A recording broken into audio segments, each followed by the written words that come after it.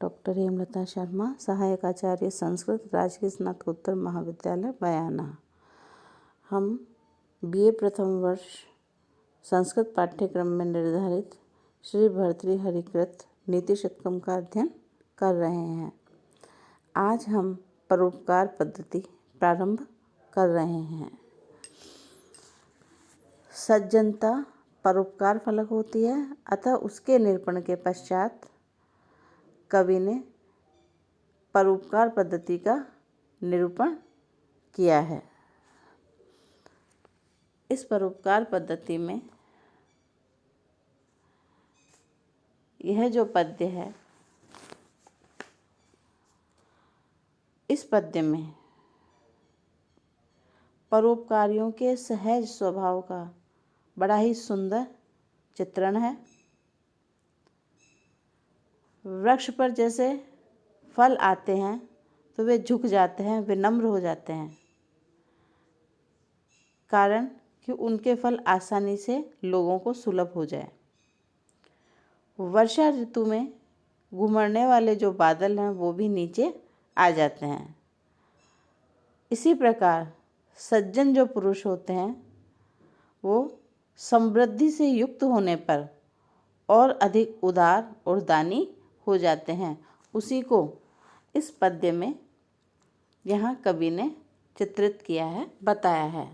भवन्ति नम्रास्तर्वः फलोद्गमयी नवाम्बुभिः दुरवलम्बिनो घनः अनुद्धता सत्पुरुषः समृद्धिभिः स्वभाव एव एषः परोपकारिणाम। अर्थात परोपकारियों का ऐसा स्वभाव ही होता है। भवन्ति होते हैं, नम्रः झुक जाते हैं, तर्वः वृक्ष, फलोद्गमयी फलों के उद्गम अर्थात उत्पन्न होने पर। जब वृक्ष फल से युक्त हो जाता है तो वह नीचे की ओर झुक जाता है। नव अम्बुभिः दुर्विलम्बिनो घना, नव अम्बुभिः नवीन जल को धारण किए हुए जो घना अर्थात बादल हैं, वह दुर्विलम्बिनो अर्थात दूर तक नीचे लटके हुए ऐसे प्रतीत होते हैं, अर्थात ऐसे नीचे झुकने वाले हो जाते हैं। अनुद्धता सत्पुरुषः समृद्धिभिः, इसी प्रकार अनुद्धता अर्थात अभिमान रहित सत्पुरुष, सज्जन जो पुरुष है, सज्जन जो व्यक्ति है, महापुरुष हैं, समृद्धि अर्थात समृद्धियों के, संपत्तियों के, धन वैभव संपत्ति के आने पर अभिमान रहित हो जाते हैं। तो यहाँ कवि कहता है कि एव एष है, यही स्वभाव परोपकारिणाम परोपकारियों का होता है। परोपकार परायण लोगों में यह स्वभाव सिद्ध गुण है कि संपत्तिशाली होने पर, धन संपत्ति से युक्त होने पर, वैभवशाली होने पर वे विनम्र व्यवहार करते हैं। प्राय हमने देखा है कि लोगों के पास जब धन संपत्ति आती है या धन प्राप्त होता है, लक्ष्मी प्राप्त होती है, तो उनमें गर्व उत्पन्न हो जाता है और वे उद्धत बन जाते हैं। पर जो परोपकारी सज्जन होते हैं वे तो उसी प्रकार विनम्र हो जाते हैं जिस प्रकार की कवि ने यहाँ वृक्ष, मेघ और का उदाहरण दिया है कि जो वृक्ष है फलों की उत्पत्ति पर झुक जाते हैं और जो मेघ है नया जल प्राप्त कर सर्वत्र संचारी अर्थात चारों तरफ बिखर जाते हैं और लटके हुए नीचे झुके हुए हो जाते हैं। यहाँ इस पद्य में दुर्विलम्बिनो ये जो शब्द आया है, ये कहीं कहीं पुस्तकों में भूरि विलम्बिन है भी आया है, जिसका अर्थ भी अधिक झुक जाने वाले ऐसा ही होता है। तो यहाँ अगर वो शब्द रख दिया जाए तो भी अर्थ में कोई परिवर्तन नहीं होता है। परोपकार के विषय में यह भी नीति सुभाषित कहा गया है, परोपकाराय फलन्ति वृक्षः, परोपकाराय वहन्ति नद्यः, परोपकाराय चरन्ति गावः, परोपकारार्थम इदं शरीरम।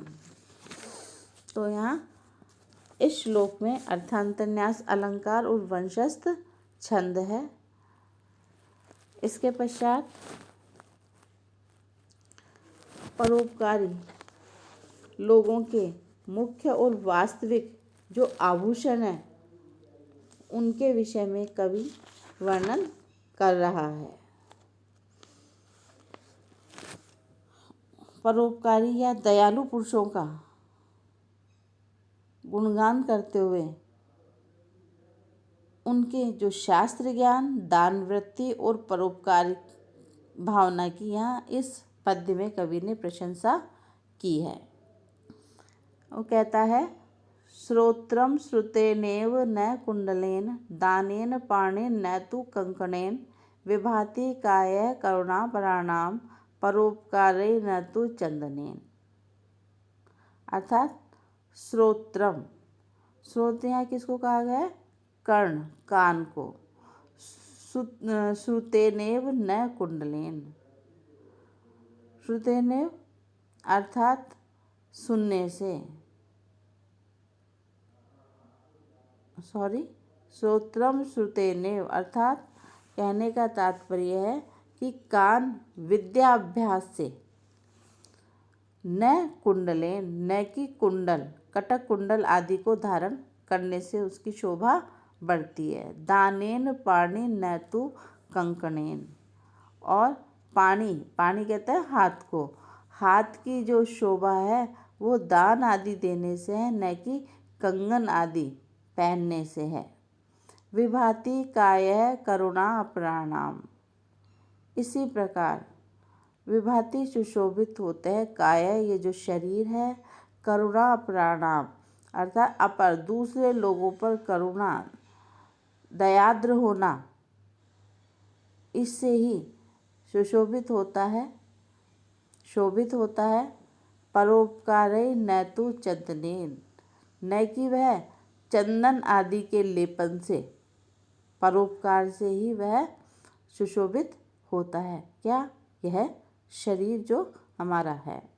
तो इस प्रकार परोपकारियों के कानों की शोभा कुंडल धारण करने से नहीं अपितु विद्याभ्यास से होती है।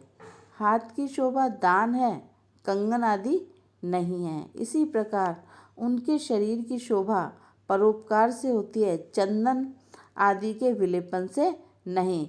अतः सत्पुरुषों को विद्या अभ्यास, दान और उपकार को ही अपनाना चाहिए। यहाँ उपजाति छंद है और क्रियादीपक अलंकार है। इसके पश्चात कवि इस पद्य में सज्जन अनाहुत और अनभ्यर्थित होकर ही परोपकार में संलग्न होते हैं, इसी बात को यहाँ कवि ने बताया है। यहाँ सूर्य, चंद्र और बादल के दृष्टांत से परोपकारियों की प्रशंसा की गई है। पद्माकरम दिनकरो विकचम करोति, चंद्रो विकासयन्ति कैरव चक्रवालम, ना अभ्यर्थितो जलधरो अपि जलम ददाति, संतः स्वयं परहिते विहिता अभियोगः।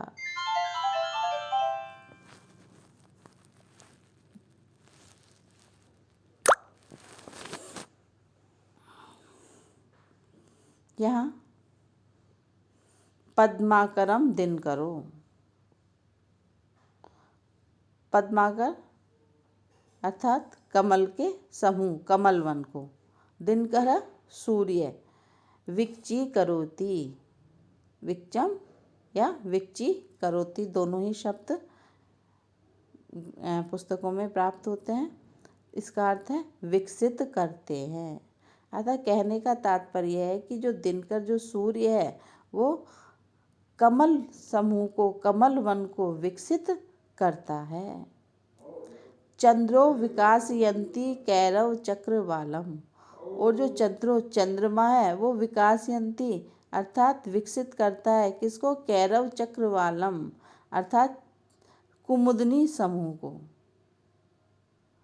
इसी प्रकार न अभ्यर्थितो, बिना याचना न मांगने पर भी, जलधरो अपि, जो जलधर है जल धारण करने वाले जो मेघ है, जलम ददाति, जल देते हैं, पानी देते हैं। तो संत है स्वयं, संत अर्थात सज्जन व्यक्ति जो महापुरुष होते हैं, स्वयं अपने आप परहिते दूसरों के हितकारी कार्यों में, दूसरों के कल्याण के लिए विहिता अभियोगः प्रयत्न करने वाले होते हैं, सद उद्योग करने वाले होते हैं। तो यहाँ सत्पुरुषों का यह जन्मजात स्वभाव ही होता है कि जहाँ वे आवश्यकता देखते हैं वहीं परहित साधन में स्वयं ही लग जाते हैं, किसी और के कहने पर नहीं। न वे इस बात की अपेक्षा रखते हैं कि उनसे जब कोई कहेगा तभी वह परोपकार रूप कार्य को करेंगे।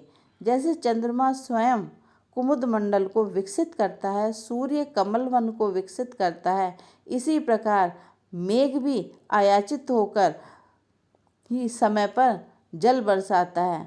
तो उसी प्रकार जो सज्जन लोग होते हैं उनका कार्य व्यवहार भी ऐसा ही होता है। यहाँ अर्थांतरन्यास अलंकार तथा वसंत तिल का छंद है।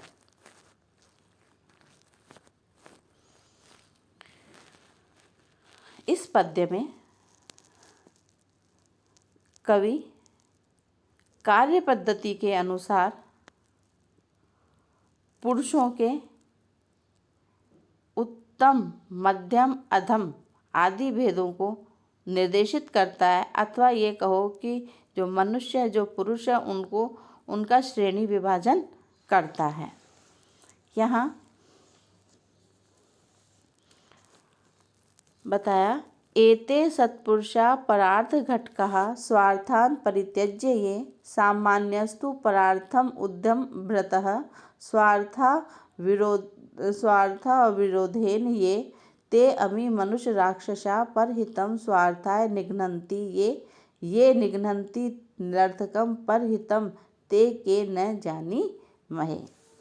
इस पद्य में कवि ने कहा कि एते सत्पुरुषा, एते ये जो सत्पुरुष हैं, सज्जन व्यक्ति हैं, पुरुषोत्तम हैं अर्थात पुरुषों में भी जो श्रेष्ठ है, उत्तम है, ऐसे जो सज्जन पुरुष है परार्थ घटका, परार्थ पर यानी दूसरों के, अर्थ यानी हितकारी कार्यों में या हित साधने में, स्वार्थान परित्यज्य, स्वार्थान अपने कार्यों का, परित्यज्य परित्याग कर देते हैं।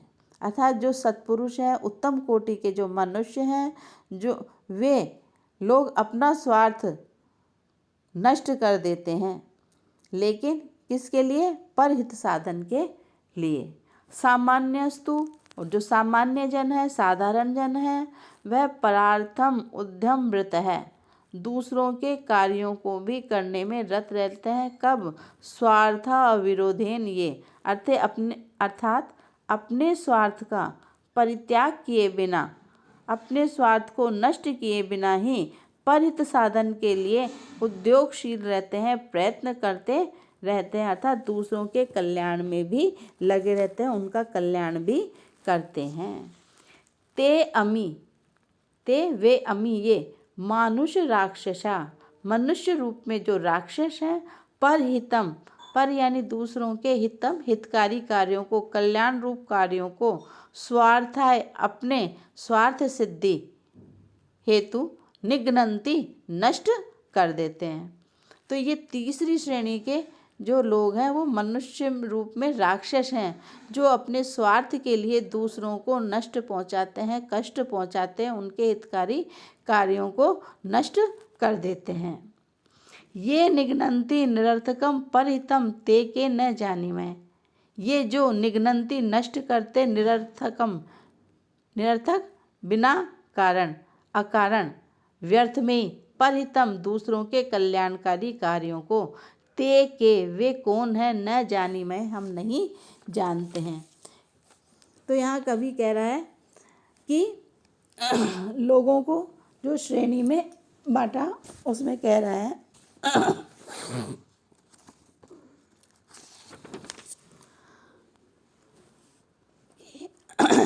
कि सत्पुरुष प्रथम कोटि के और सर्वश्रेष्ठ हैं, जो अपने सुख दुख की चिंता किए बिना दूसरों के दुख दर्द में दूसरों के कल्याण के लिए अपना सर्वस्व त्याग करते हैं, लेश मात्र भी स्वार्थ की चिंता नहीं करते हैं, सदा परोपकार में लगे रहते हैं।